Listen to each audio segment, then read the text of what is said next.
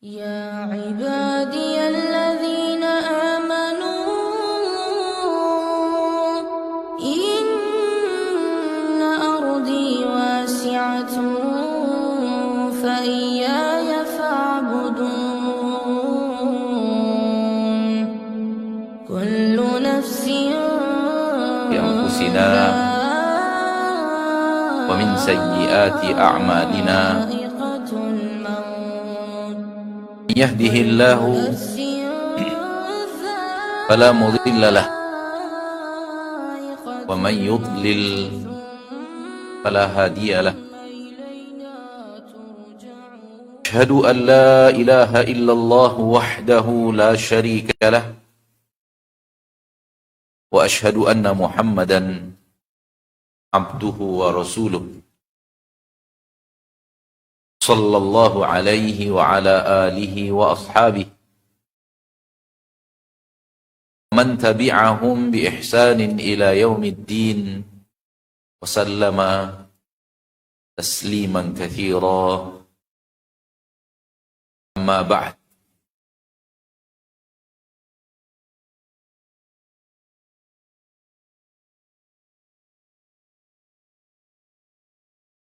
Ma'asyiral muslimin wal muslimat, saudaraku saudariku, al hadirin wal hadirat, wal musyahidin wal musyahidat, dimanapun anda berada, rahimani wa rahimakumullah. Mari kita bersyukur kepada Allah tabaraka wa ta'ala, Rabb yang maha pengasih lagi maha penyayang, yang telah mengasihi dan menyayangi kita lebih daripada kasih sayang siapapun yang kita rasakan, daripada kasih dan sayangnya makhluk, termasuk kasih sayang kedua ayah dan ibu kita kepada kita. Itu yang dikatakan oleh Nabi kita Muhammad sallallahu alaihi wasallam ketika beliau bersabda dalam hadis yang sahih riwayat Imam Al-Bukhari, "Lallahu arhamu bi'ibadihi min hadhihi biwaladiha." Sungguh Allah benar-benar mengasihi dan menyayangi hamba-hambanya lebih daripada kasih sayang wanita ini pada anaknya. Lebih kasih sayang daripada seorang ibu kepada anak. Oleh karena itu, apabila kita melihat, memperhatikan dengan seksama ayat-ayat Allah tabaraka wa ta'ala Rabbul Izzati wal Jalalah, di dalamnya kita akan menemukan banyak sekali Allah tabaraka wa ta'ala mengingatkan kepada kita tentang rahmat dan nikmatnya. Oleh karena itu, orang yang membaca Al-Quran dan memperhatikan, mentadabburi bacaan Al-Quran, dia akan menemukan banyak ayat di dalam Al-Quranul Karim yang mengingatkannya akan rahmat dan nikmat Allah kepada dirinya. Dan ketika itulah dia tidak terlalu melihat dunia beserta isinya dan kenikmatannya dan perhiasan yang ada di dalamnya sebagai nikmat.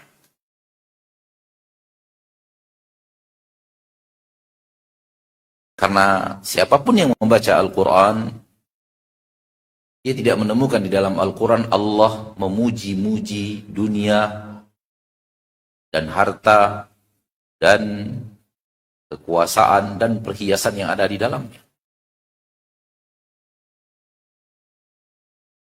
Allah sering mengingatkan kita tentang dunia ini hanya permainan, benda gurau, perhiasan. Dan Allah selalu ingatkan kita tentang dunia ini kehidupan yang sebentar.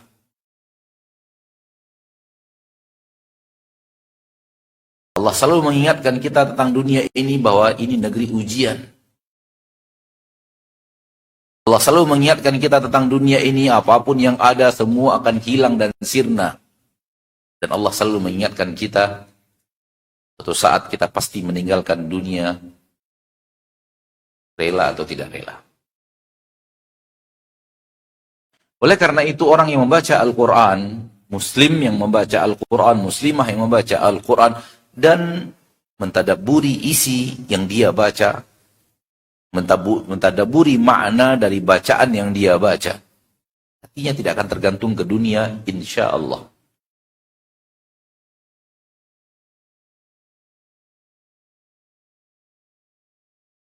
Ma'asyiral muslimin, ma'asyiral muslimat, rahimani wa rahimakumullah. Pada kesempatan yang berbahagia ini, Anda dimintakan oleh panitia untuk bicara tentang hal yang berhubungan dengan kematian. Kematian yang semua manusia sadar bahwa itu akan terjadi dan mayoritas manusia gagal membuat persiapan.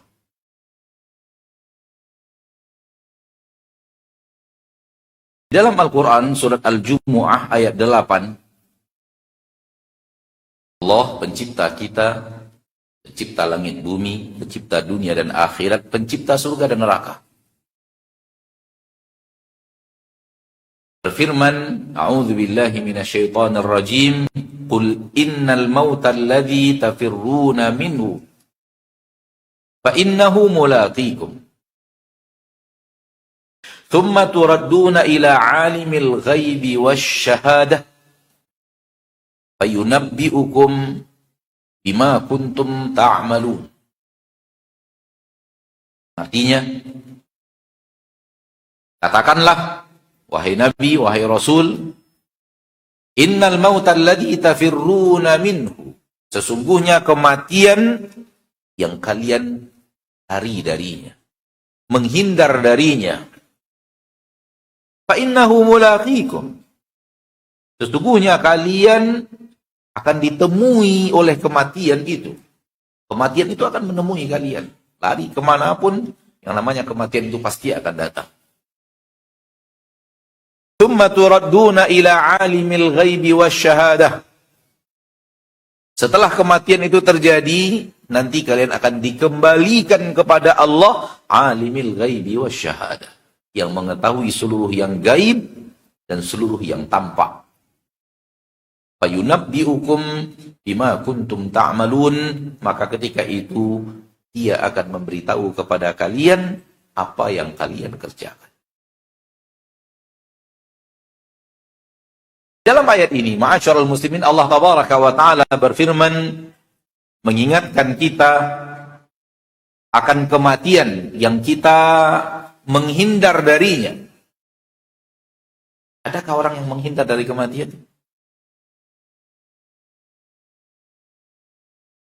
Menurut penglihatan kita terhadap kehidupan manusia, yang kita saksikan dengan mata kita, adakah orang yang menghindar dari kematian? Lari daripada kematian?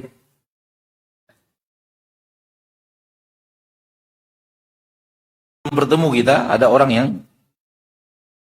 mencoba untuk lari daripada kematian.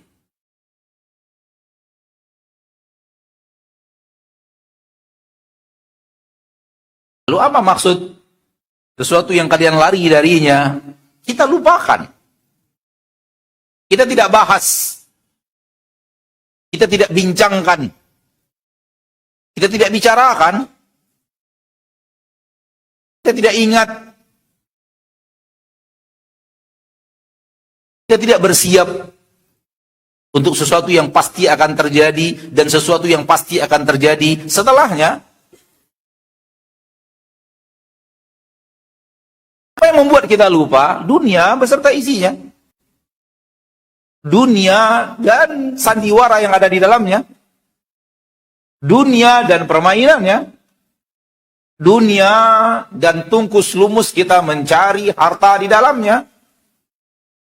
Dunia dan aneka ragam yang tidak bisa disebut satu persatu, yang membuat manusia lupa untuk membicarakan kematian, mengingat kematian. Karenanya Nabi SAW dalam hadis yang sahih mengingatkan kita akan kematian.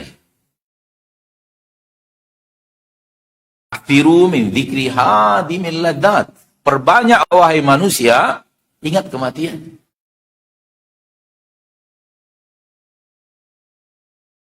Perbanyak oleh manusia, wahai manusia, aktiru, perbanyak oleh kalian min dzikri hadimil ladat, untuk mengingat penghancur kelezatan, yaitu kematian. Bapak dan Ibu yang dimuliakan Allah, izinkan saya mengajak kita untuk memperhatikan apa sih yang sedang dibicarakan orang, apa sih materi pembicaraan manusia, apa sih inti bahasan orang-orang yang lagi ngumpul.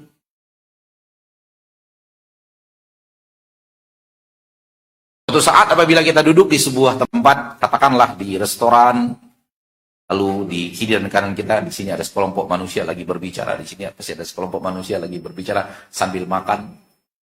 Apalagi kalau mungkin kita lagi duduk di warung kopi dan ada orang ngumpul bercengkrama. Pernahkah suatu saat kita curi-curi dengar mereka sedang ngomong apa sih?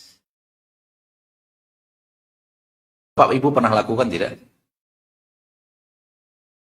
Qulli billahi alaikum, katakan kepadaku dan Allah sebagai saksi, berapa persen dari seluruh yang kita dengar dan pernah kita dengarkan itu mereka bicara akhirat?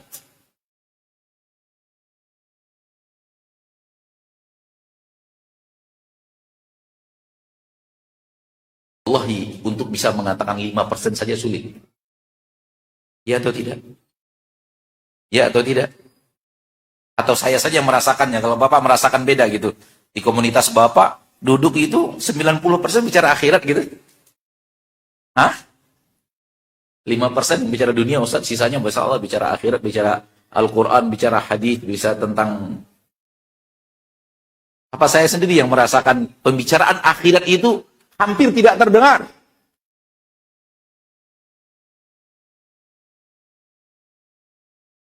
Mereka berbicara tentang dunia yang pasti akan ditinggal.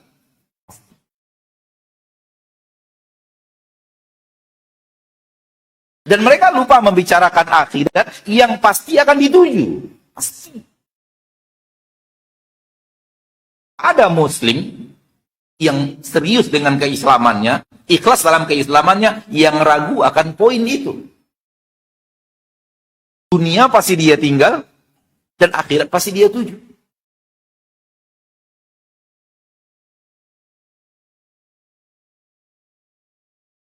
Secara logika saja, sebelum kita bicara iman dan ketaatan, iman dan kepatuhan kepada Allah dan Rasulnya, mana yang harusnya menjadi sesuatu yang logis untuk lebih diperhatikan? Sesuatu yang pasti akan kita tinggal, atau sesuatu yang pasti akan kita tuju?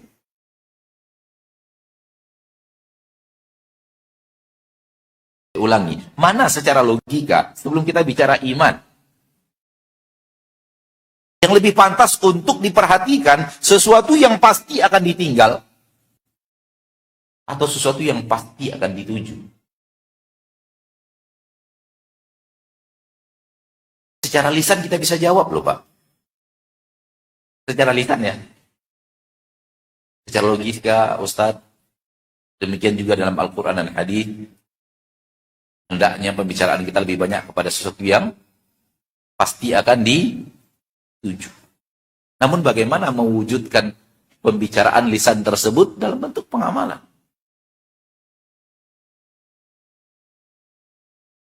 Imam Hasan Al-Basri, seorang tabi'in, bahkan imam di kalangan tabi'in, ulama di kalangan tabi'in, generasi yang bertemu dengan sahabat Rasul kita tercinta Muhammad SAW, dan tidak bertemu Rasulullah SAW. Mereka Imam Hasan hanya bertemu dengan para sahabat, tapi tidak bertemu dengan Rasulullah Sallallahu Alaihi Wasallam.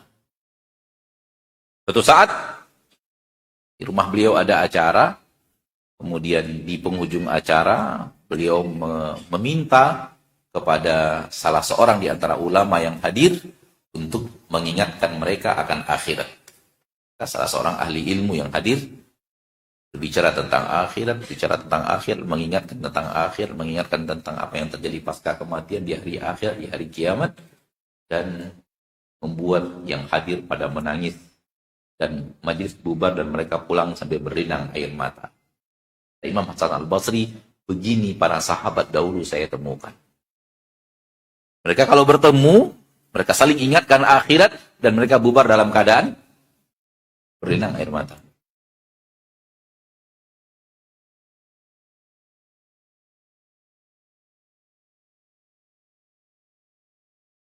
Realita kehidupan yang kita saksikan langsung dengan kepala kita, dengan mata kepala kita, bahwa manusia sudah lalai dari membicarakan akhirat. Seolah-olah pembicaraan akhirat itu hanyalah di masjid. Kadang-kadang di masjid pun nggak bicara akhirat juga. Bicara sesuatu yang membuat mereka tertawa, mengocak perut. Kalau ustadznya serius, malas datang. Ustadznya nggak lucu. Masjid.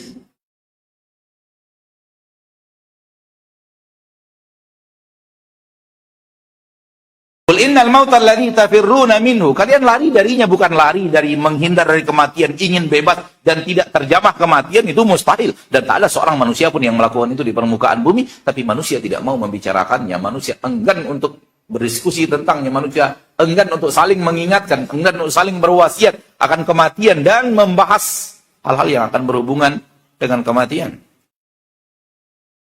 Kalaulah bukan masjid dan pengajian, jarang kita bicara bertemu orang yang akan mengingatkan kita akan akhirat.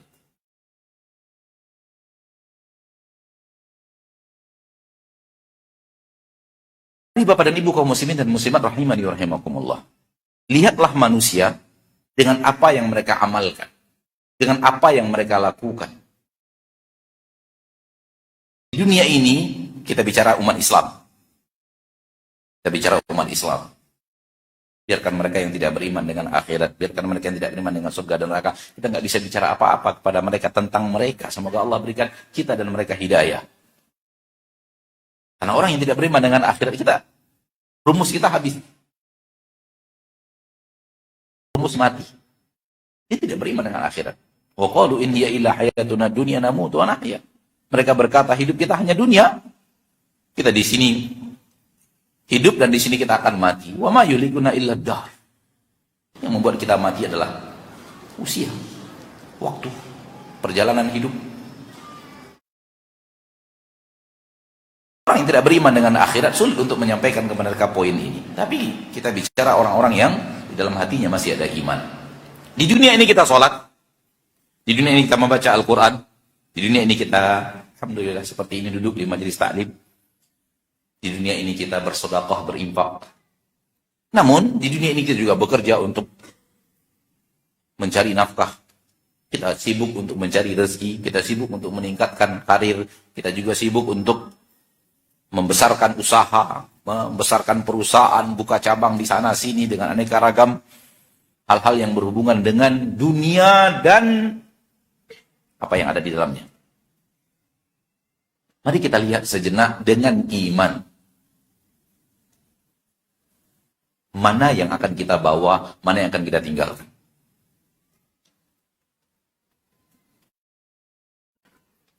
Sekali lagi, saya ingin mengajak kita lihat sejenak dengan iman, mana yang akan kita bawa, mana yang akan kita tinggalkan.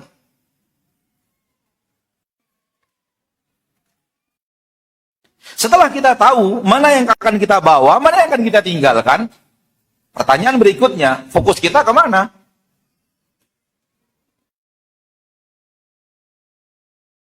Tumpahan perhatian kita lebih banyak kemana? Kepada yang kita tinggal atau kepada apa yang akan kita bawa?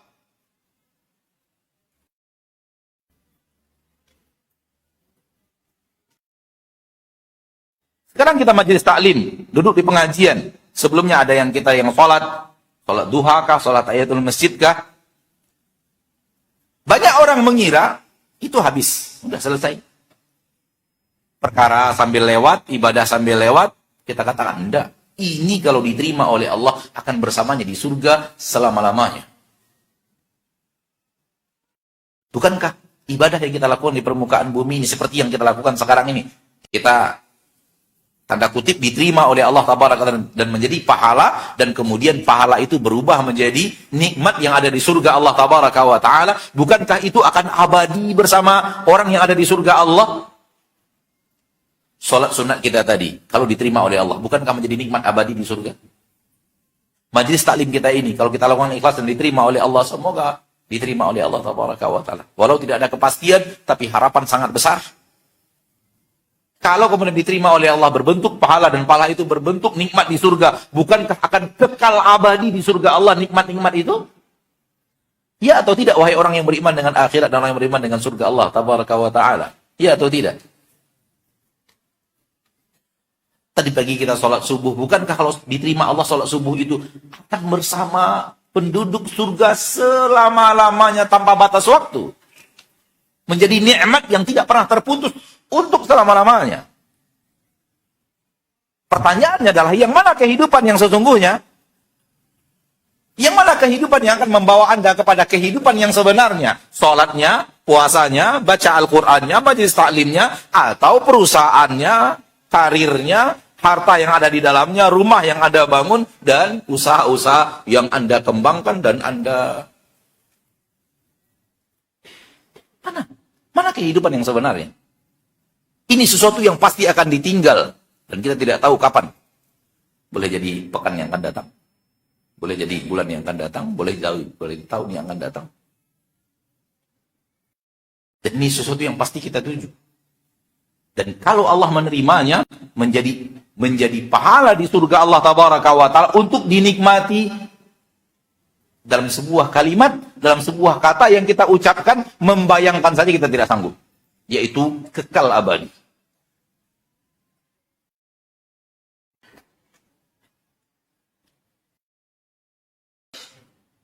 Oleh karena itu, kenapa Nabi Shallallahu Alaihi Wasallam menyuruh kita untuk selalu ingat kematian, selalu saling menasihati soal kematian, selalu mengingatkan diri kita, orang-orang yang kita cintai, kaum muslimin, ingat kematian. Abtiru perbanyak, kata Nabi Shallallahu Alaihi Wasallam, karena manusia banyak melupakannya, malas membicarakannya, tak asyik untuk dijadikan bahasan, enak untuk dijadikan bahan diskusi, dilalaikan oleh dunia dan kenikmatannya, dunia dan perhiasannya, bahkan dunia dan permainannya.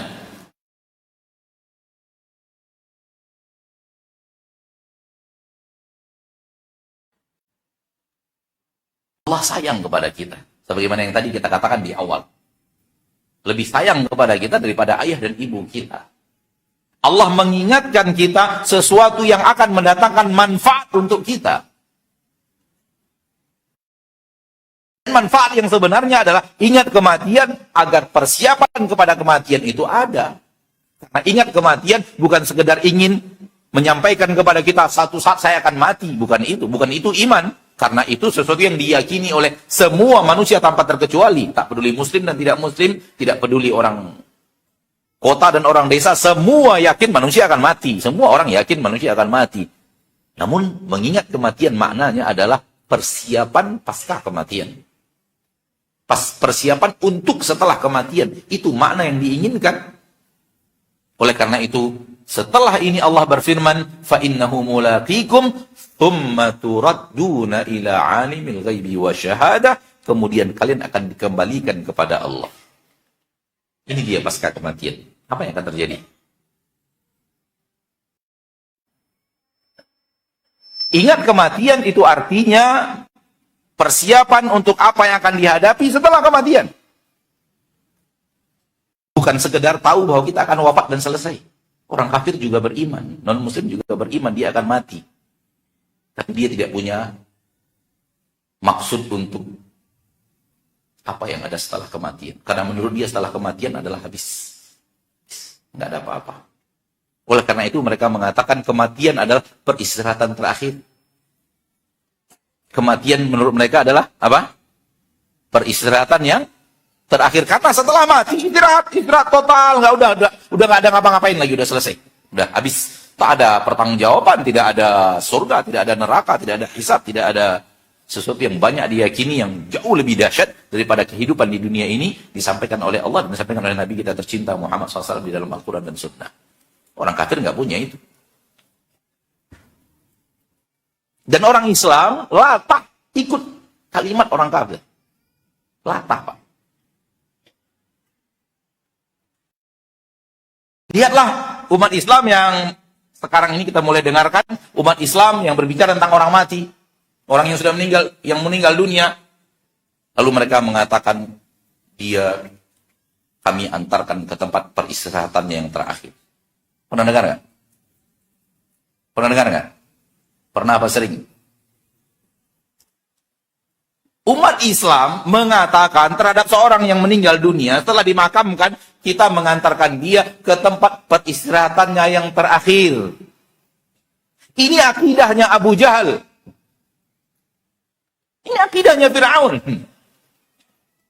Umat Islam mulai latah mengatakan seperti akidah mereka, walau sebenarnya hatinya tidak meyakini.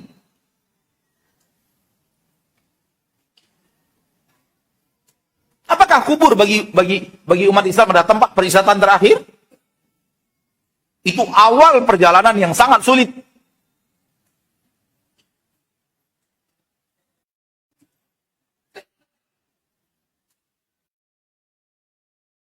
Maka,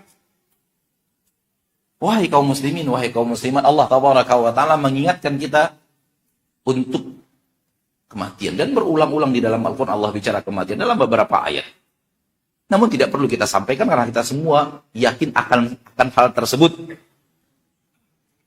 Dalam surah An-Nisa, "Ainama takunu yudrikkumul maut walau kuntum fi burujin musyayyada." Dalam surah An-Nahl, "Likulli ummatin ajal fa idza jaa ajaluhum la yastakhiruna sa'atan wa la yastaqdimun." Wa anfiqu mimma razaqnakum min qabli ay ya'tiya ahadakumul maut, dan semacamnya, dan kullu nafsin dha'iqatul maut. Allah bicara kematian. Semua itu untuk mengingatkan kita setelah kematian ada apa? Setelah kematian ada apa?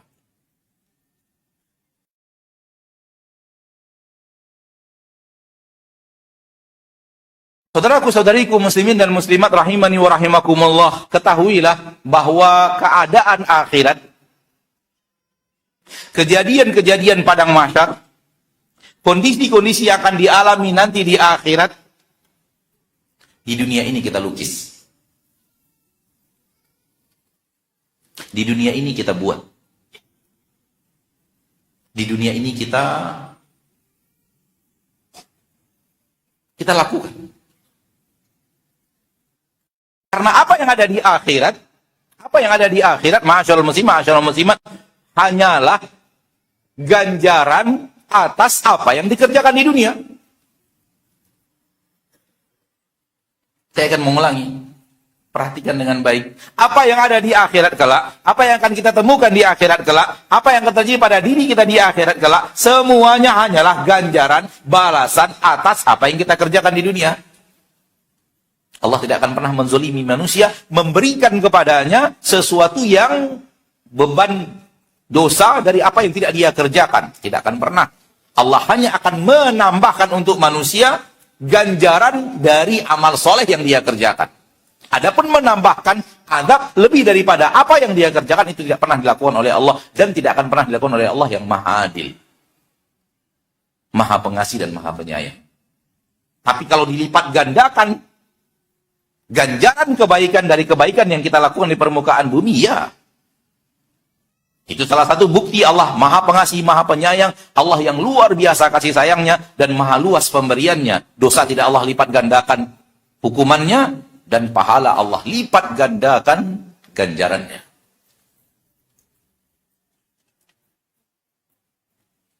Yang ditemukan oleh manusia di dalam surga Allah Tabaraka wa Ta'ala adalah apa yang pernah dia lakukan dengan ganjaran yang berlipat ganda lebih daripada jumlah yang dia lakukan. Dan yang ditemukan oleh mereka di neraka, na'udzubillah min dzalik, sesuai dengan apa yang mereka kerjakan. Tidak akan Allah lebihkan. Itu artinya apa? Surga dicari di sini. Dan neraka larinya pun dari sini.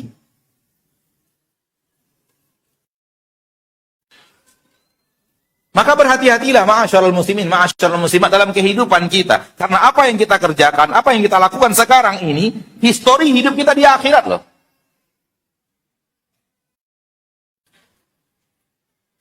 Karena kita tidak akan mencari surga di akhirat. Dan tak ada kesempatan untuk lari dari neraka di akhirat. Tidak ada.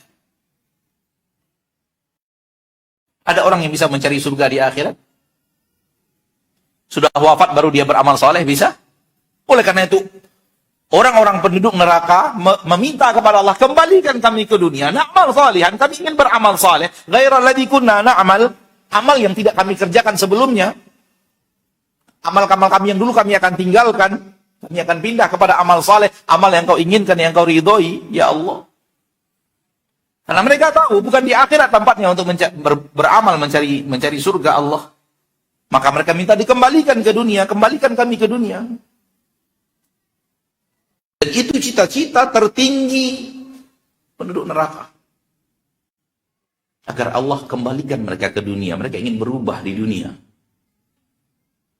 Dan sekarang kita di tempat itu. Tempat yang diidam-idamkan oleh penduduk neraka untuk merubah amal. Tempat yang dibayang-bayangkan, dicita-citakan dalam cita-cita tertinggi penduduk akhirat, orang-orang yang akan masuk neraka tentunya. Untuk melakukan perubahan hidup.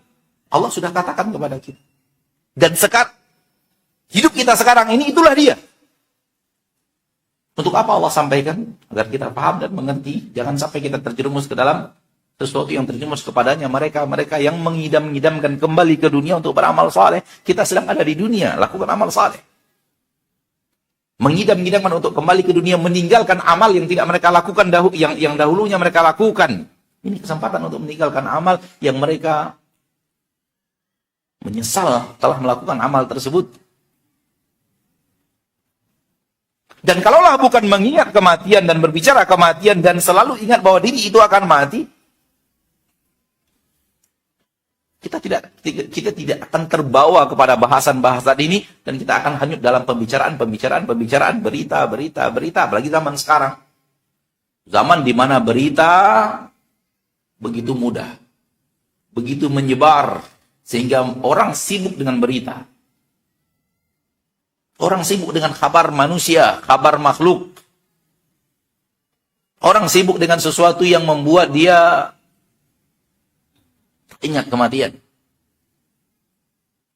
Semoga Allah memelihara kita, menjaga kita.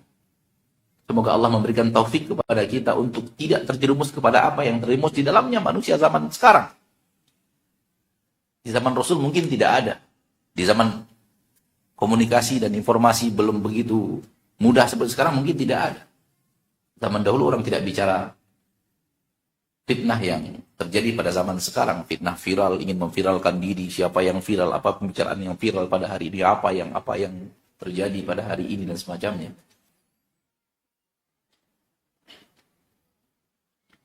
Kalau kita sadar, harusnya kita membuat diri kita sadar bahwa hari demi hari kita itu untuk mengejar surga dan lari dari neraka.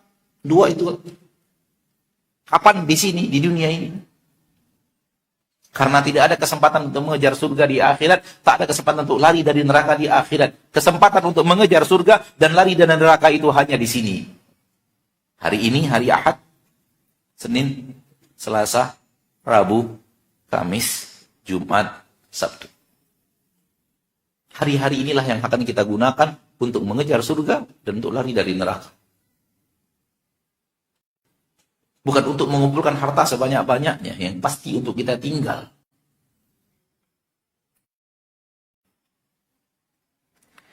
Apabila kita kembali kepada keterangan Allah, keterangan Rasul kita tercinta sallallahu alaihi wasallam, dunia ini sebanyak apapun dia kerdil. Ya atau tidak? Dunia ini sebanyak apapun dia kerdil. Sedikit. Qul mata'ud dunya qalil. Katakan kepada mereka, mata'ud dunya qalil. Perhiasan dunia itu hanyalah sedikit. Mari kita sering melihat dunia ini sedikit. Mari kita tanamkan di dalam hati kita dunia beserta isinya. Harta yang kerdil. Karena ini yang paling sering membuat manusia lalai di dunia ini daripada kematian. Karena dia menganggap dunia dan kenikmatannya sesuatu yang besar. Sesuatu yang hebat, sesuatu yang mulia, sesuatu yang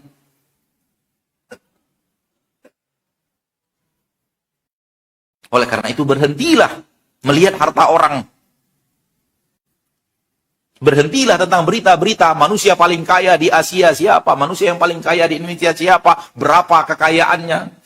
bintang ini berapa mobilnya, apa saja jenis mobilnya. Berhenti membicarakan itu, saudaraku, saudariku kaum muslimin dan muslimat. Karena semua itu yang sedang dibicarakan manusia itu, Allah mengatakan mata'ud dunya qalil, kehidupan yang sedikit.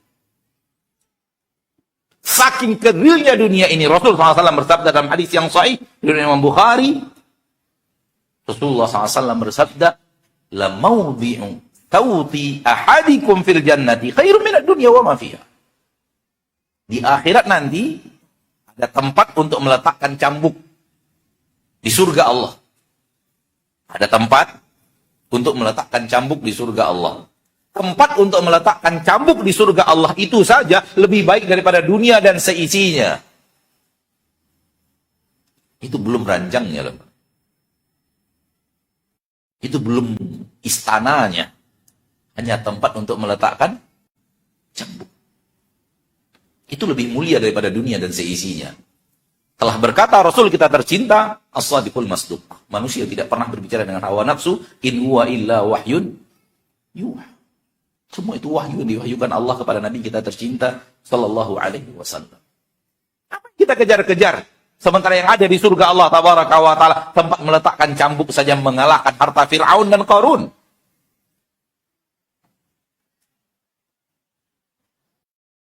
Permasalahannya adalah hati membesarkan dunia sehingga melupakan akhirat. Manusia sering menganggap harta itu banyak. Berapa kekayaannya? Sekian sih. Wow. Mulai itu, wow-nya keluar. Amazing. Mulai itu, membayang seandainya saya punya itu juga, seandainya saya memiliki itu juga. Kalau dunia sudah besar di hati, yang akan kerdil adalah akhirat. Ma ja'alallahu lirajulin min qalbayni fi jawfi. Allah tidak pernah menjadikan untuk seorang manusia ada dua di hatinya. Nggak bisa. Manusia hanya pilih satu. Kalau hatinya membesarkan dunia, fahamlah kita yang akan kerdil akhirat. Pernah lihat balon? Balon satunya besar, satunya kecil. Pernah lihat? Kalau yang kecil, yang besar ini dikecilkan, yang kecil akan membesar. Pernah lihat? Itulah dunia dan akhirat di hati seorang muslim. Kalau hatinya ke dunia besar, kita akan tahu bahwa akhirat di hatinya kecil. Kalau hatinya membesarkan akhirat, kita akan tahu bahwa dia akan mengkerdilkan dunia. Tak bisa. Dua-duanya sama-sama besar itu tak bisa. Realita kehidupan menunjukkan itu, walau lidah manusia tidak berkata hal yang sama. Lidah manusia mengatakan hidup di dunia, akhirat harus dibagi sama-sama. Harus 50. Sebagaimana kita mengejar dunia, mengejar akhirat, begitu juga kita mengejar dunia. Itu hanya perkataan lisan yang realita kehidupan tidak menunjukkan, dan hati kita pun tidak bisa mengarah kepada hal yang sama. Bisa.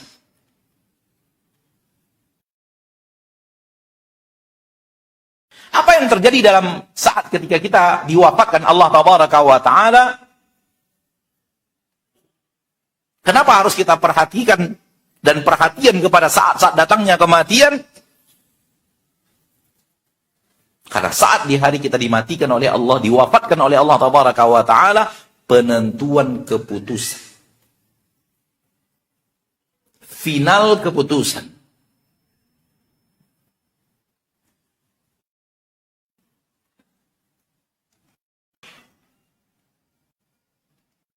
Hidup ini, dari awal kita balik, sampai hari ini, sampai saat-saat mau datangnya kematian, itu semuanya ujian. Nilainya, final nilai keputusannya, detik-detik kematian datang.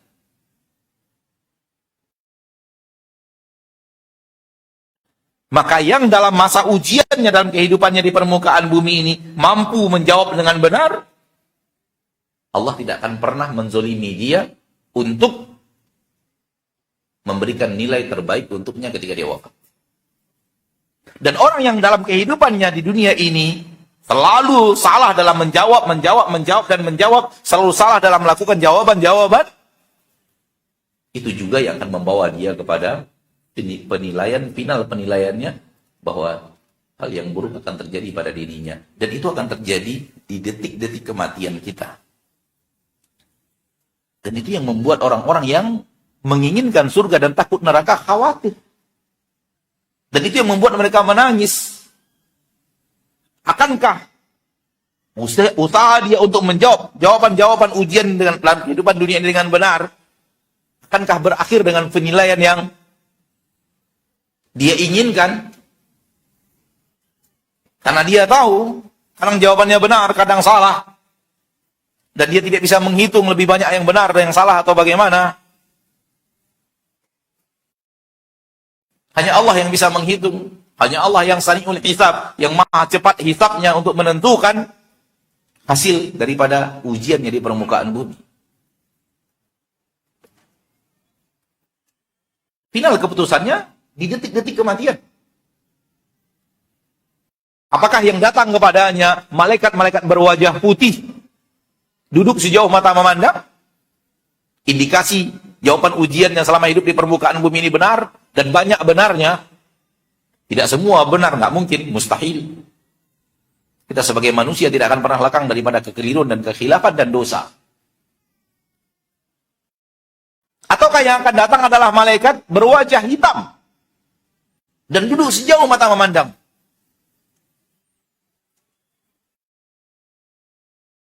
Dan malaikat-malaikat yang datang ini, itu bukan malaikat maut.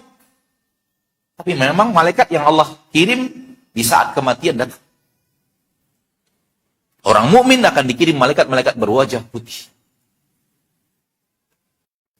Duduk sejauh mata memandang. Dan orang yang detik-detik akan wafat itu sudah melihat alam gaib.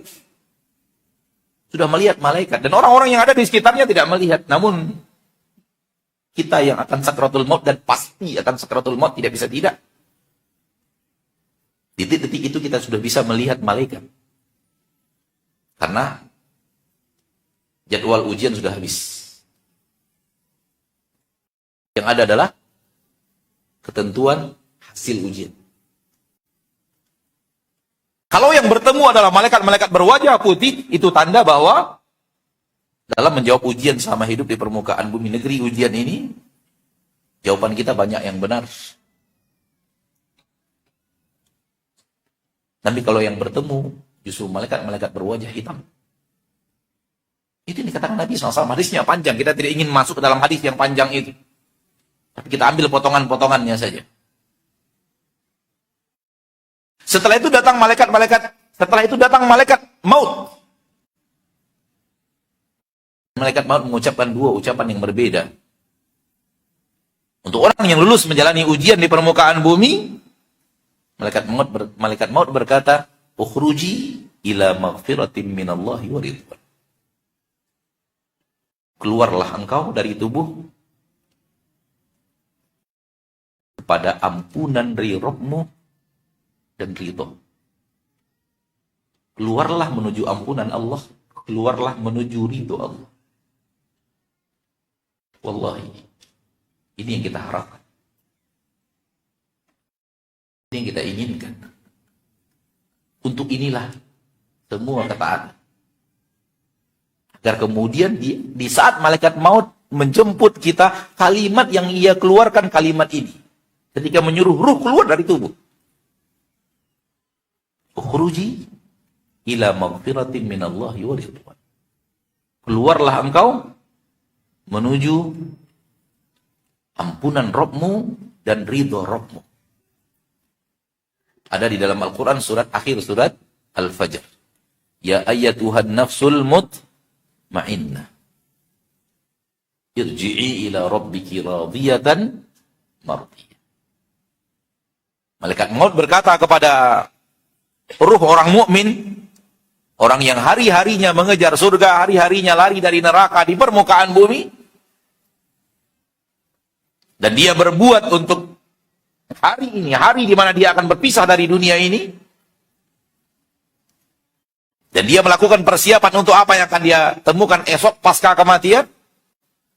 Itu kalimat yang akan dia dengarkan dari lisan malaikat maut yang tidak didengar oleh orang-orang yang ada di sekitarnya. Ya ayyatuhan nafsul mutmainnah, wahai jiwa yang tenang dan tentram, wahai jiwa yang damai, wahai jiwa yang mutmainnah, ukhruji, keluarlah engkau dari tubuh. Kemana? Ila maghfiratin minallahi wa ridwan, menuju ampunan dari Allah dan menuju ridho Allah. Kabar gembira yang luar biasa. Lalu nyawa itu pun keluar dari tubuh. Mudahnya kata Nabi, mudahnya itu bagaikan air keluar dari mulut ceret. Kita punya ceret, keluarkan. Ada air di dalamnya, tuangkan.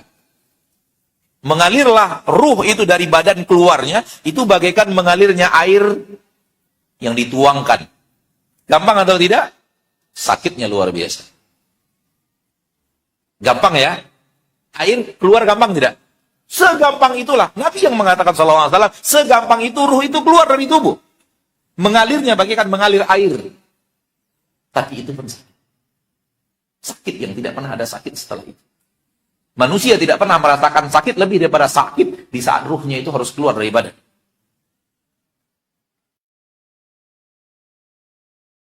Kita semua pernah merasakan sakit.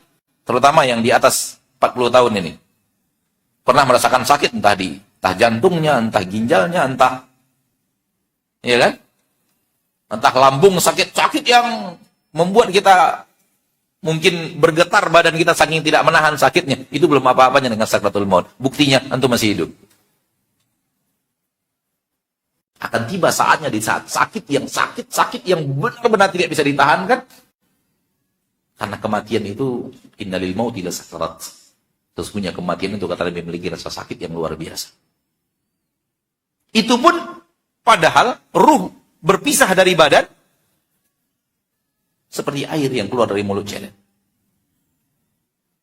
Silu kama yasilul ma'u min fayyis siqa. Min fis siqa. Keluarnya air itu kata Nabi SAW, keluarnya ruh bagikan keluar air dari wadah ceret air, lalu kita tuangkan air dan air itu keluar mengalir dia keluar dari badan. Bayangkan kalau gambarannya adalah yang kedua. Malaikat maut berkata kepada ruh, ya ayyatuhar ruhul khabithah, wahai ruh yang keji, ruh yang jelek. Ya ayyatuhan nafsul khabithah, wahai jiwa yang keji, jiwa yang karena ujiannya gagal terus. Ujian hari Senin gagal, hari Selasa gagal, hari Rabu gagal, hari Kamis gagal, hari Jumat gagal, banyak gagalnya. Nilai hasilnya, malaikat maut mengatakan, ukhruji ila sakhatim minallahi wa ghadab. Keluarlah engkau menuju murka Allah dan amarah Allah. Keluarlah menuju murka dan marahnya Allah. Itu ruh gak mau keluar, kata Nabi SAW. Itu ruh lari-lari di badan, gak mau keluar. Dan cara mengeluarkannya malaikat maut yang narik paksa. Itu sakitnya bagaimana? Kalau yang mengalir bagaikan air, sakit luar biasa. Bagaimana yang dicabut paksa?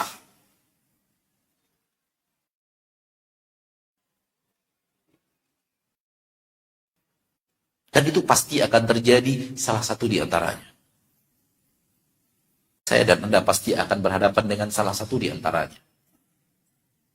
Saya sangat berharap tidak ada di antara kita yang terlalu yakin dapat yang pertama. Nggak boleh terlalu yakin. Harap iya, yakin nggak boleh. Harapan itulah yang membuat kita akhirnya beribadah, minta ampun kepada Allah, menghindar dari hal yang dimurkai oleh Allah Tabaraka wa Ta'ala Rabbul Izzati wal Jalalah. Tapi kalau yakin, terbalik. Justru kita lalai daripada yang tadi, karena kita terlalu yakin. umat Yahudi, kenapa mereka begitu bengis di permukaan bumi? Karena mereka terlalu yakin mereka adalah kekasih-kekasih Allah. Begitu agama mereka. Nahnu abna'ullahi wa ahibba'u. Kita ini anak-anaknya Tuhan, anak spesial Tuhan. Dan kekasih-kekasih Tuhan. Terlalu yakin bahwa mereka lah makhluk yang dicintai Allah tabaraka wa ta'ala. Sehingga terjadilah yang terjadi. Maka yakin tidak boleh. Yakin adalah jebakan iblis. Berharap sifat orang yang beriman. Berharap itu tidak yakin, tapi harapan ada. Yang kedua, jangan terlalu yakin dosa kita diampuni. Berharaplah, yakin jangan. Berharaplah dosa kita diampuni dengan harapan yang besar. Tapi yakin jangan.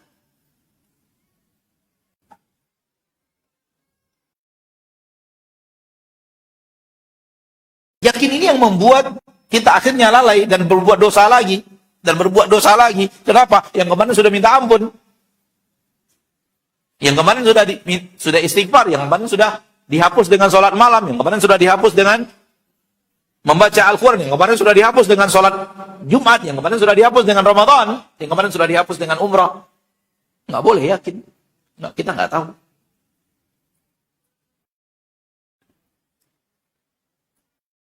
Dan ruh apabila sudah keluar dari jasad, itu langsung diambil oleh malaikat-malaikat yang tadi berwajah putih atau malaikat-malaikat yang berwajah hitam. Langsung dimasukkan ke dalam kain kafan yang mereka bawa.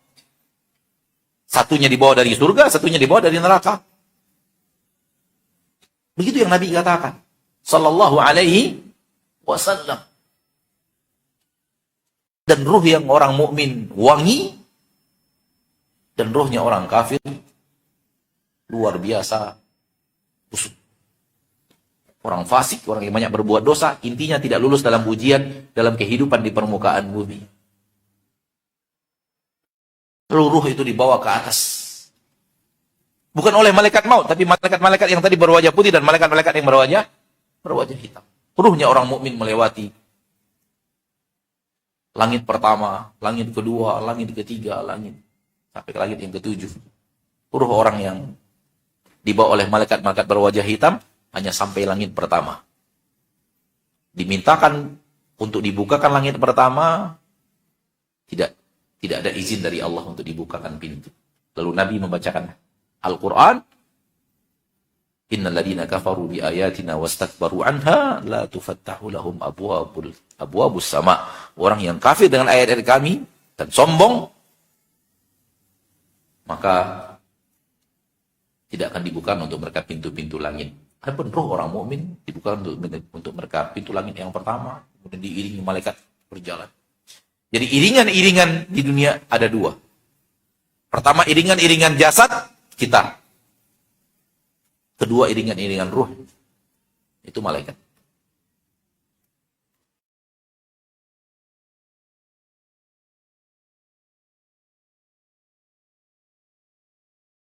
Dia, ma'asyarul muslimin, ma'asyarul muslimat, sesuatu yang pasti akan terjadi.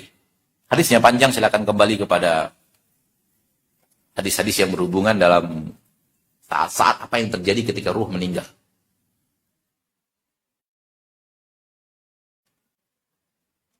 Kalau antum punya buku Ahkamul Janaiz, hukum-hukum seputar jenazah, itu di situ Syekh Albani rahimahullah pengarang kitab mengumpulkan matan-matan hadis itu dari Sunan Ibnu Majah, dari Sunan Tirmidzi, Sunan Abu Daud, dari riwayat-riwayat lainnya dikumpulkan panjang, satu halaman, 2 halaman lebih bicara tentang hadis saat-saat ruh akan berpisah dari tubuh. Dan apa yang dilakukan, apa yang terjadi, apa yang dibawa oleh para malaikat, apa ucapan para malaikat, bagaimana di langit, bagaimana ketika diturunkan, bagaimana di alam barzakh, bagaimana malaikat yang bertanya kepadanya, apa jawabannya, apa yang terjadi setelahnya. Dan itu panjang sekali. Bukan itu tema bahasan kita dan bukan untuk itu kita, karena hadisnya panjang. Intinya ma'asyiral muslimin, ma'asyiral muslimat, jangan lalai dari kematian. Jangan lalai bicara kematian. Jangan lalai mengingat kematian. Mengingat kematian dalam makna yang positif. Bukan dalam makna yang negatif. Dalam makna yang hasilnya kebaikan. Bukan makna yang hasilnya keburukan. Karena mengingat kematian ada dua. Ada yang hasilnya positif dan ada yang hasilnya negatif. Ada orang yang ingat kematian. Ingat dia kematian. Tapi hasil akhirnya lemes, lunglai, loyo, letih. Apalagi? Letoy, apalagi? Lesu, lemah udah tadi. Lunglai. Ada orang yang ingat kematian, hasil akhirnya lemes hidup itu, tidak semangat ibadah, tidak semangat. Kata para ulama, bukan untuk itu ingat kematian. Ingat kematian itu membuat manusia semangat ibadah. Ingat kematian itu membuat orang tak tergiur dengan harta orang lain. Ingat kematian itu membuat orang berusaha untuk lari dari neraka. Ingat kematian itu membuat orang rajin berinfak, rajin sholat. Ingat kematian itu membuat orang musibah yang datang dari musibah-musibah dunia itu dianggap kerdil. Ini musibah dunia, nggak ada apa-apanya. Musibah yang paling berat adalah akhirat. Di akhirat, di neraka Allah Tabaraka wa Ta'ala, sehingga membuat dia ridho dengan takdir yang datangkan oleh Allah, musibah yang datang oleh Allah dari hal yang tidak dia inginkan. Ini efek positif mengingat kematian. Ini yang diinginkan Allah. Persiapan dan kita yang ridho dengan keputusan Allah dan kita yang tidak tertarik. Hati kita tidak tertarik untuk dunia dan perhiasannya, tapi tertarik kepada surga dan apa yang ada di dalamnya. Ini nilai-nilai positif dari ingat kematian dan ini yang diinginkan, bukan yang tadi. Karena kita juga menemukan sebagian kaum muslim ingat kematian langsung lemah dia, letih. Pokoknya mau mati aja dia. Padahal ingat kematian mau mati aja. Kayaknya udah nggak ada lagi manfaat hidup di permukaan bumi ini, Ustaz. Bahkan sedikit demi sedikit mereka mulai takut bertemu orang, takut diskusi dengan orang. Dan kita sudah menemukan itu sampai hampir mirip orang gila.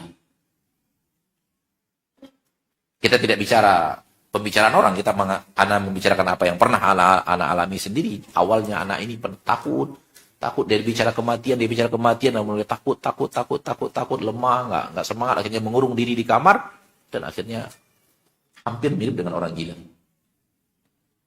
Bukan itu maksud mengingat kematian. Mengingat kematian membuat manusia semangat. Membuat manusia, dalam hadis Sahih Muslim, Nabi mengatakan, apabila salah seorang di antara kalian di tangannya ada sesuatu,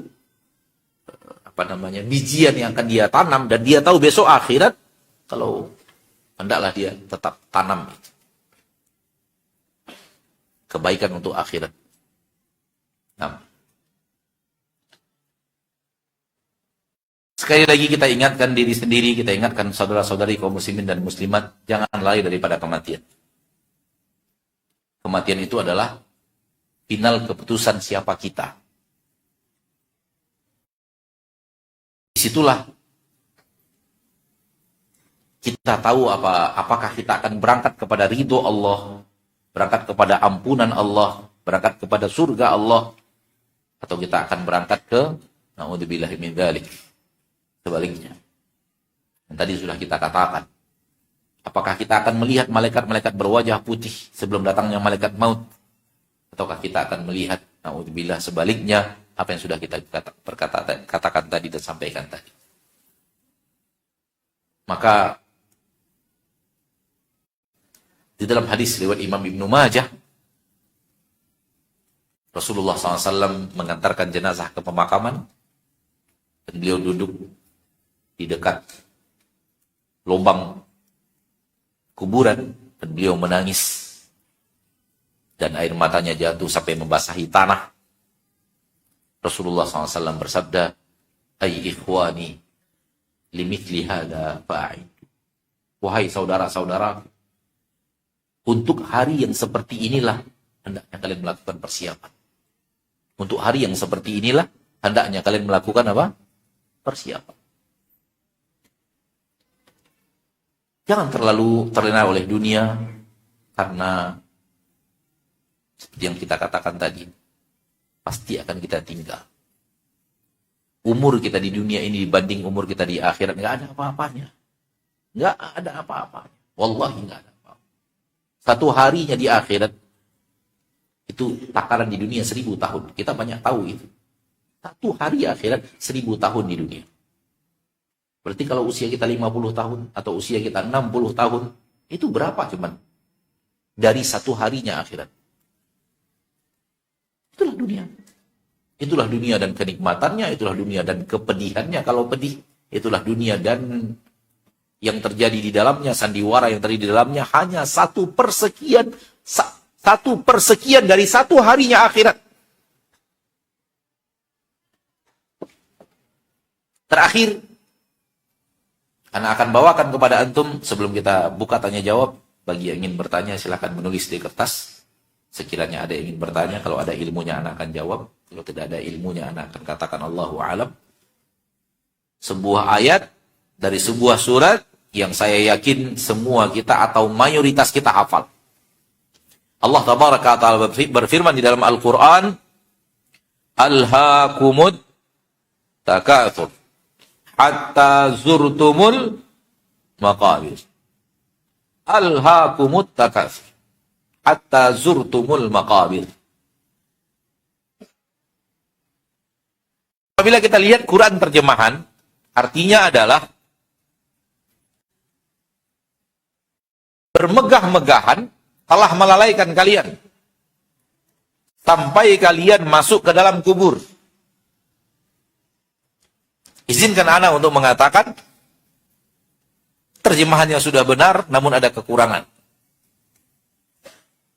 Wallahu a'lam, terjemahan yang paling pas adalah berpacu-pacu banyak telah melalaikan kalian sampai kalian ziarah ke kubur. Terjemahan pertama tadi apa? Bermegah-megahan telah melalaikan kalian. Terjemahan yang kedua, berpacu-pacu banyak. Allah memakai kalimat at-takatsur, bukan at-tafakhur. At-takatsur secara arti kalimat kafir. Kafir artinya banyak. Takatsur, pacu-pacu banyak. Pacu-pacu banyak meliputi pacu-pacu banyak dalam kemewahan dan juga meliputi yang tidak mewah. Yang penting pacu-pacu banyak. Bisa jadi orang pacu banyak kebun, padahal dia rumahnya tidak mewah, ya atau tidak? Pacu-pacu banyak kendaraan, walaupun tidak mewah, pacu-pacu banyak. Sampai ada orang yang pacu-pacu banyak, kantong muntah pesawat. Saya pernah baca, ada orang yang berpacu-pacu banyak apa? Memiliki, mengoleksi kantong muntah pesawat. Pesawat ada kantong muntah nggak, Pak? Nah, itu ada manusia mengoleksinya, dan dia berpacu-pacu banyak, ada komunitas tersendiri. Itu masuk ke dalam ayat ini. Berpacu-pacu banyak telah melalaikan kalian, dan tak ada sedikit pun kemewahan di dalamnya. Apa kemewahannya? Kantong muntah pesawat. Alhaakumut takatsur, dunia dan berpacu-pacu banyak di dunia ini telah melalaikan kalian. Itu meliputi pacu banyak mobil, pacu mewah mobil, pacu meliputi semuanya. Tapi tidak hanya kemewahan, apapun. Apapun, pacu banyak yang apapun.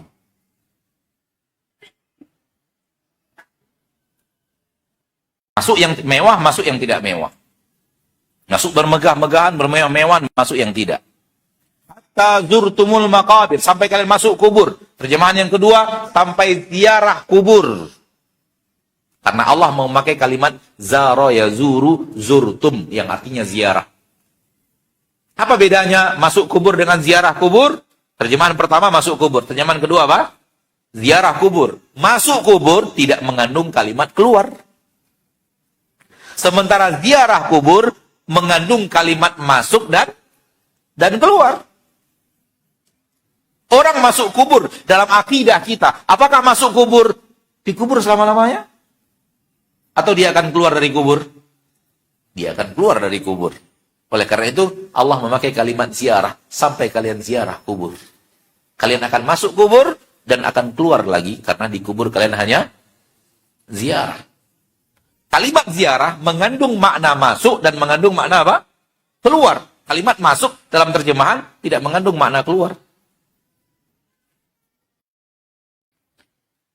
Sebenarnya yang kita inginkan dalam kalimat ziarah ada makna singkat, ada makna pendek, ada makna waktu yang tak panjang.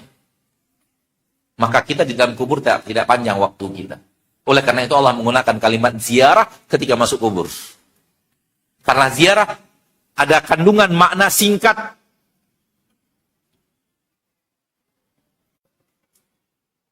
Pernah nggak antum ziarah kubur? Saya pergi ziarah kubur orang tua saya, Ustaz. Di sana saya 1 bulan dekat kubur orang tua saya. Pernah nggak? Nggak pernah kan? Pasti ziarah itu kandungan makna waktunya apa? Pendek. Syuf ma'asyarul muslimin. Rasul sampai kepadanya ayat ini, para sahabat Rasul SAW dan para sahabat ridwanullahi alaihim ajmain sampai kepada mereka ayat ini dan mereka telah membacanya dan semua mereka sampai kita sama. Akidah kita di dalam waktu kubur itu waktunya nggak panjang. Padahal Rasul dan para sahabat sudah 1000 tahun lebih di dalam kubur.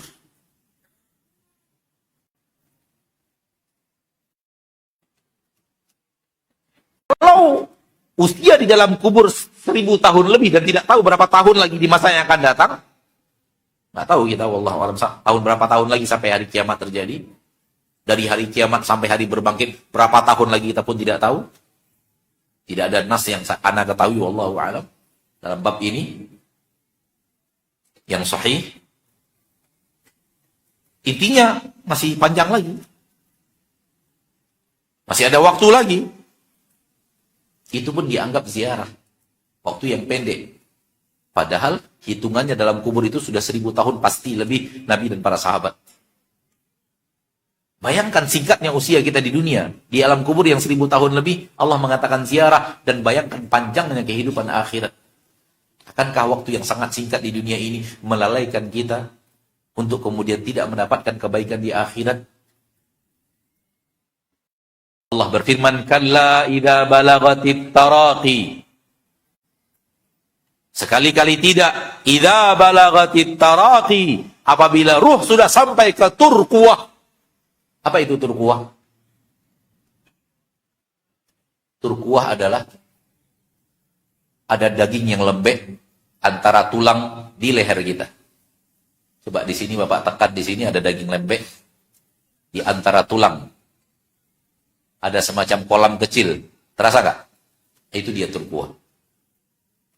Di tengah-tengah sini. Kita akan ketemu tulang, naik sedikit, ketemu seperti kolam kecil. Ketemu nggak? Terasa nggak? Nah, itu turquwah. Kalau antum tekan lama itu antum akan mati. Itu turquwah. Jamaknya taraqi. Apabila nyawa sudah sampai turquwah, sudah sampai di sini, itu yang disebut tenggorokan tadi. Kalau tenggorokan kita ya di sini semua kan, tapi sebenarnya ayat tidak sampai di sini maksudnya. Ini dia turquwah, bukan leher secara keseluruhan. Kalla idza balagatit taraqi wa qila man raq, dan ketika itu dikatakan siapa yang akan meruqyah, siapa yang akan mengobati, siapa yang akan bisa memberikan obat untuk saudara kita ini yang sedang sakit padahal dia sedang wafat. Sedang sakratul maut. Dan itu pasti akan terjadi untuk semua kita. Waktunya kita tidak tahu. Dan di sanalah final keputusan kita akan ke surga atau ke neraka. Dan apa yang terjadi setelahnya hanyalah buah dari pohon yang kita tanam ketika hari-hari kita di permukaan bumi. Pohon yang kita tanam di hari ini, besok, besoknya lagi sampai wafat, hari sebelumnya, sampai awal taklif. Maka mari berhati-hati menanam pohon di permukaan bumi. Pertanyaan malaikat di alam kubur 3. Dan 3-tiganya sudah kita diberitahu oleh Nabi SAW apa yang ditanyakan oleh malaikat. Namun jawaban yang 3 ini, itulah yang harus kita jawab sepanjang usia taklif kita. Bagaimana kita menjawab siapa Rabbmu? Dengan amal. Bagaimana kita menjawab apa agamamu? Dengan amal.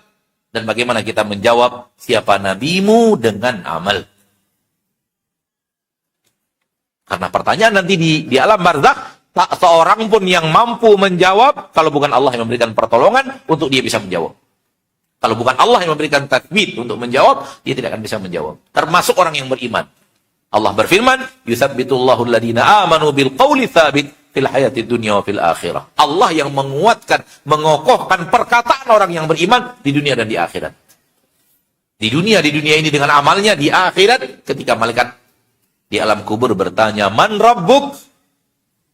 Wa ma dinuk? Wa man nabiyyuk?" Dalam riwayat lain, "Wa manir rajulul ladzi bu'itsa fiikum?" Siapa lelaki yang diutus kepada kalian? Pertanyaannya 3, tapi jawabannya sepanjang usia kita ini. Itulah jawabannya. Ayo jawab dengan amal kita. Siapa sebenarnya Rabb yang kita ibadati? Siapa sebenarnya Nabi yang harus kita ikuti? Dan apa sebenarnya agama kita dalam menjawab halal dan haram dari apa yang kita lakukan? Itulah ujian.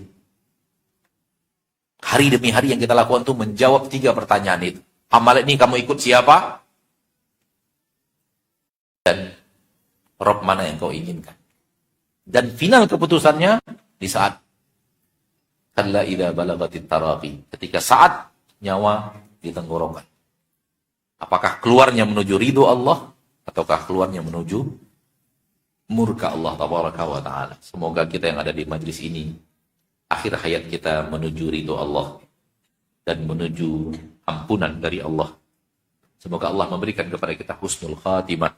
Amin ya rabbal alamin. Nah, Bapak dan Ibu, itu yang bisa materi yang bisa Anda sampaikan pada kesempatan yang berbahagia ini, dan waktu yang tersisa kita gunakan untuk menjawab pertanyaan, dan kita prioritaskan pertanyaan yang sesuai dengan tema terlebih dahulu. Wallahu a'lam.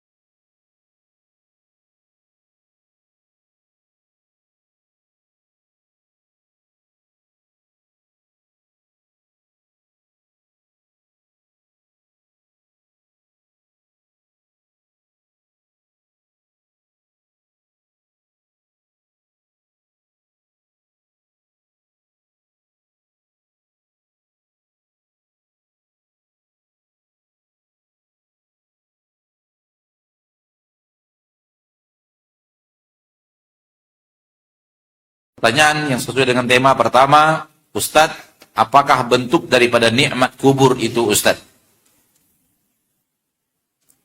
Ini pertanyaan sesuai dengan tema, apakah bentuk daripada nikmat kubur?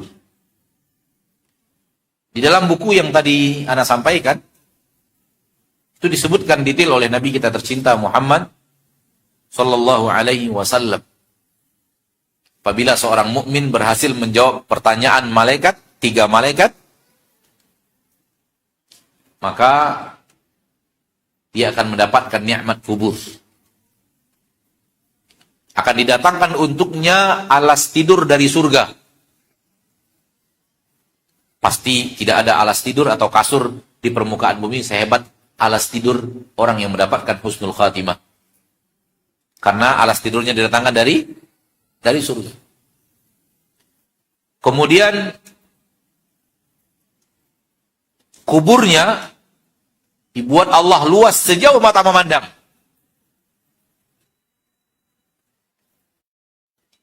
Kemudian dari kubur itu dibukakan pintu. Namun pintunya terhubung ke surga. Sehingga hawa surga masuk ke dalam kubur. Aroma wangi surga masuk ke dalam kubur. Kemudian didatangkan kepadanya seseorang yang akan menemaninya. Berwajah bagus, berpakaian bagus. Dan dia bertanya, siapa engkau? Orang itu menjawab, saya adalah amalmu yang saleh. Demi Allah, kata amal yang sudah berwujud seseorang, demi Allah saya tidak kenal dirimu kecuali orang yang cepat kalau diajak taat dan sulit lambat kalau diajak maksiat. Itu sifat orang yang beriman. Diajak kepada ketaatan, gampang dan mudah. Namun diajak kepada kemaksiatan, bukan tak bisa, tapi payah mengajaknya untuk berbuat maksiat. Lamban dia kepada maksiat. Itu saksi amal yang dikatakan oleh Nabi SAW di alam kubur. Jadi, di alam kubur tidak diadab, alas tidurnya dari surga didatangkan, hawanya, hawa kuburnya, hawa surga, aroma wangi dari surga. Wallahu a'lam. Itu yang bisa ana jawab.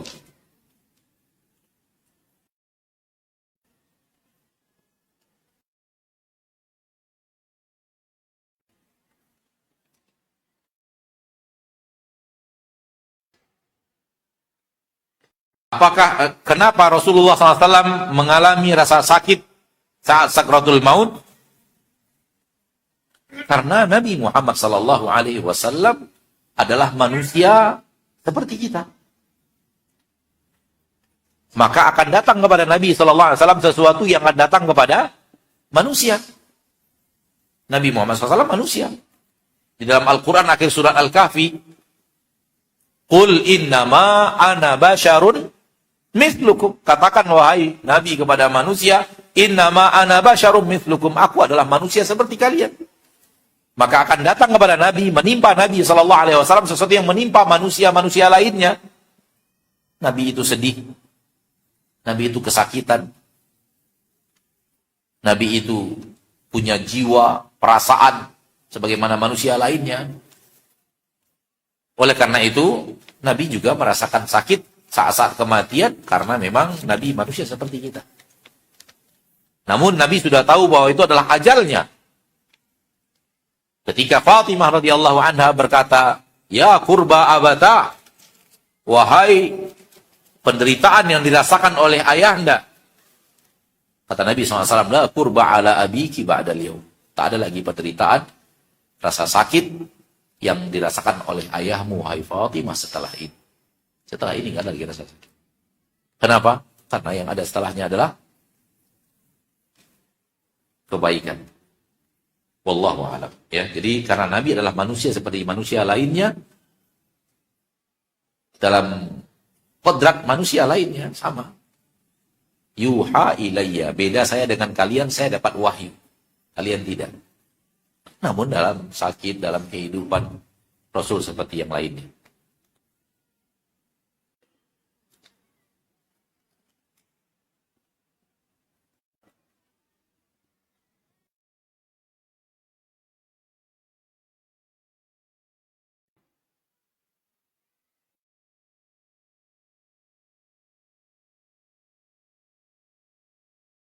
Ayah saya qadarullah meninggal 4 bulan yang lalu karena serangan jantung. 1 jam sebelum meninggal mengeluhkan dada yang terasa amat sakit. Ayah selalu beristighfar, menyebut Allahu Akbar dan menyebut la ilaha illallah. Sampai mau dimasukkan ke dalam mobil, dibawa ke rumah sakit. Sesampai di rumah sakit, ayah dinyatakan sudah tidak ada lagi, sudah meninggal.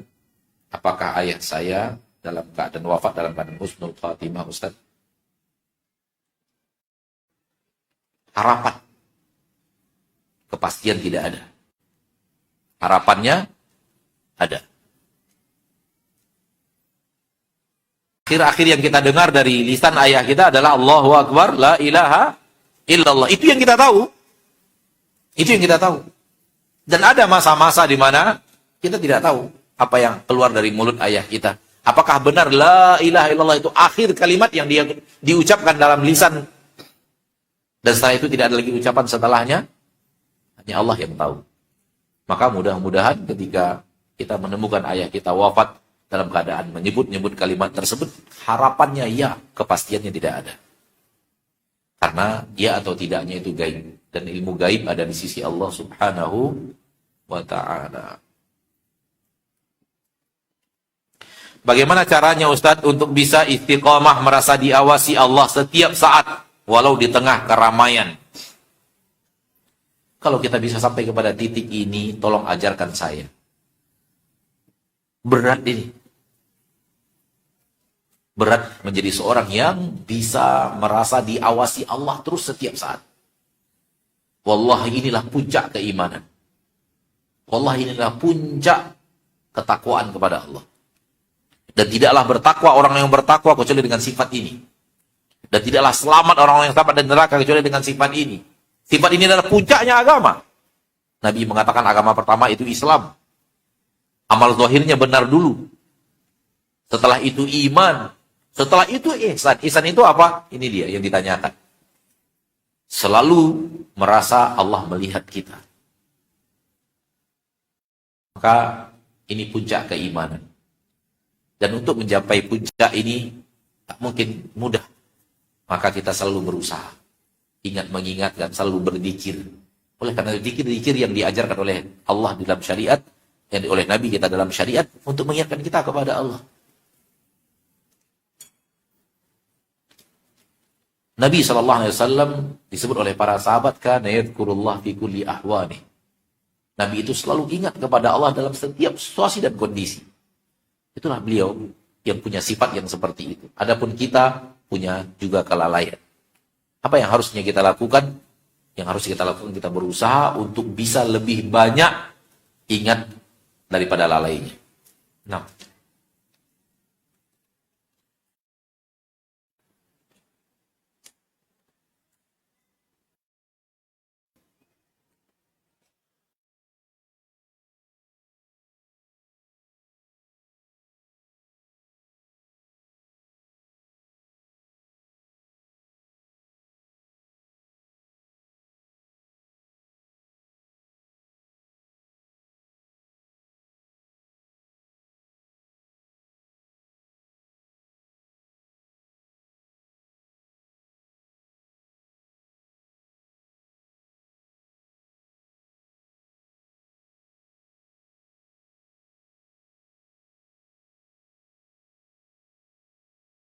pertanyaannya Ustadz, mohon dijelaskan bahwa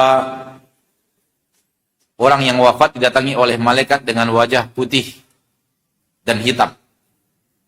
Akan dimasukkan ke dalam surga dan dimasukkan ke dalam neraka. Bukankah setelah kematian masih ada hisab, mizan, dan ada syafaat? Nah, tapi ciri-cirinya sudah didatangkan di kematian. Tanda-tanda bahwa dia akan mendapatkan surga Allah, tanda-tanda bahwa arah kebaikannya adalah menuju surga. Bukankah malaikat maut perintah dari Allah untuk mengatakan, keluarlah menuju ampunan Allah dan ridho. Betul akan ada hisab, akan ada banyak perjalanan padang mahsyar. Akan tetapi ciri-ciri bahwa, indikasi bahwa dia akan kebaikan didatangkan pada saat sakaratul maut. Wallahu a'lam. Itu tidak menafikan sama sekali. Tetap akan kita lalui padang mahsyar, tetap kita akan melalui masa berhisab, tetap akan kita akan melalui masa-masa yang tadi disebutkan. Ada mizan, ada sirat. Dan tetap akan datang ketakutan pada saat-saat itu. Rasa takut akan tetap datang. Akan tetapi inti, final keputusan sudah disebutkan pada saat kematian. Wallahu a'lam.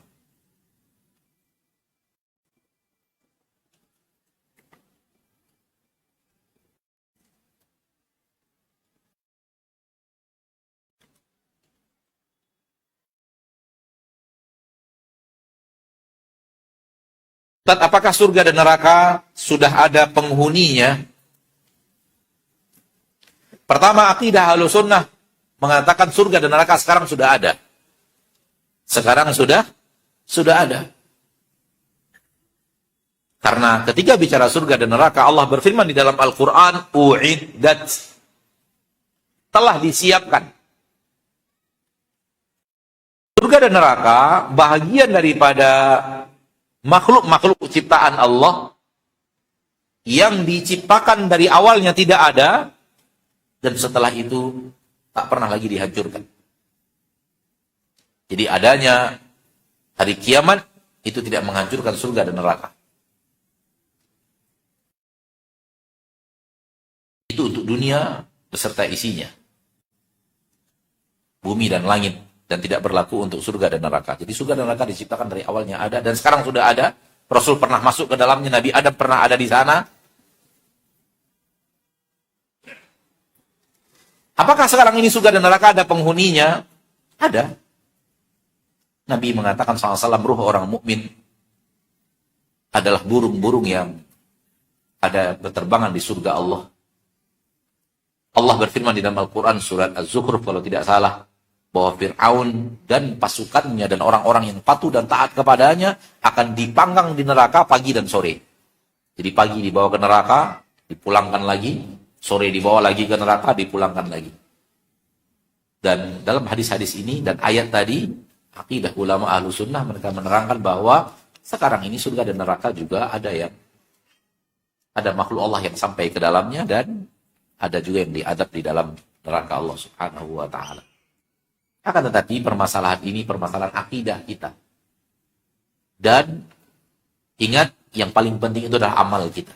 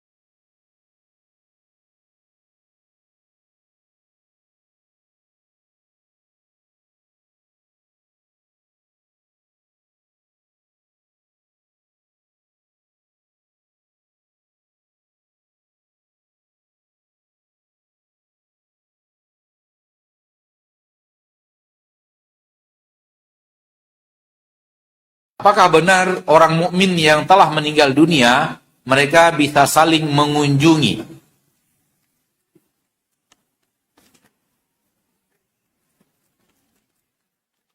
Masyarul muslimin, seluruh perkara gaib,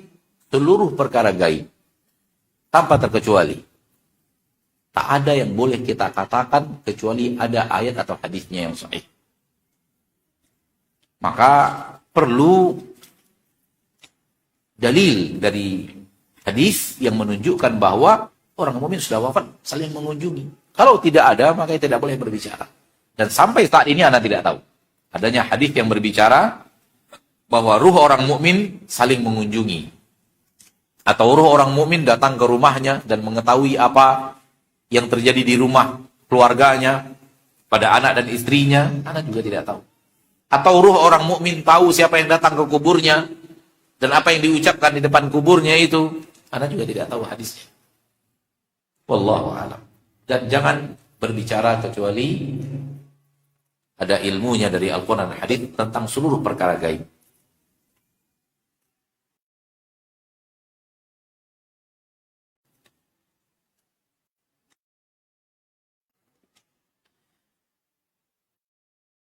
Bagaimana menyikapi diri kita terhadap kesalahan-kesalahan masa lalu yang pernah kita lakukan dan kita sudah bertaubat? Alhamdulillah. Alhamdulillah. Ada kesalahan-kesalahan yang kita bertaubat.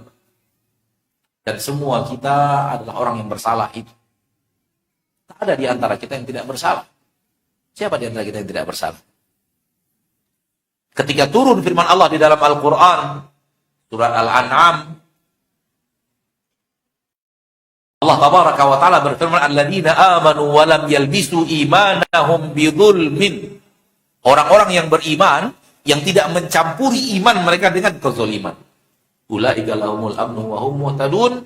Mereka lah orang-orang yang mendapatkan keamanan dari Allah dan mereka lah orang-orang yang di atas hidayah. Kata para sahabat, terlalu berat ayat ini. Syarat untuk mendapatkan hidayah adalah beriman dan tidak berbuat maksiat. Alladzina amanu wa lam yalbisu imanahum bidzulmin. Oh, berat sekali. Sehingga sebagian sahabat datang kepada Nabi SAW dan berkata, "Ya Rasulullah, wahai Rasulullah, ayyuna lam yadhlim nafsa?" Siapa di antara kita yang tidak pernah menzalimi dirinya? Siapa yang mengatakan itu kepada Rasul tercinta? Generasi terbaik umat Islam, para sahabat. Mereka berkata, ayyuna lam yadhlim nafsa? Siapa di antara kita yang tidak pernah menzalimi dirinya? Maka semua manusia berbuat maksiat. Kalau sudah kita hiasi dengan taubat, alhamdulillah. Maka berhusnudzonlah, Allah menerima taubat kita dan lanjutkan taubat itu. Kalau suatu saat terjerumus lagi, taubat lagi. Suatu saat terjerumus lagi, taubat lagi. Bukti taubat yang serius adalah antara terjadi kesalahan yang kita telah taubat dengannya dengan terulang lagi, punya masa, punya jarak yang tidak dekat. Itu berarti taubatnya serius. Tapi kalau taubatnya taubat tidak serius, waktunya dekat. Sekarang minta ampun, besok terjadi lagi, taubat lagi, minta ampun lagi, besok terjadi lagi. Maka itu bukan taubat. Karena taubat syaratnya adalah azam. Dan orang yang punya azam, itu biasanya azamnya runtuh setelah waktu yang lama. Adapun permintaan maaf kita kepada Allah karena telah berdosa, besok lakukan lagi, minta maaf lagi, besok lakukan lagi, minta ampun lagi kepada Allah, itu bukan taubat. Itu permintaan ampun yang bukan taubat yang diinginkan Allah. Dan taubat yang diinginkan Allah itu punya rentang waktu antara taubatnya dan terjerumus lagi. Kalau kemudian azamnya, tekadnya itu kemudian melemah lagi dan terjerumus lagi, taubat lagi. Dengan taubat yang serius. Dan taubat yang kedua tidak membatalkan taubat yang pertama. Tetap terjadi dan berlaku hukum taubat yang pertama. Wallahu a'lam.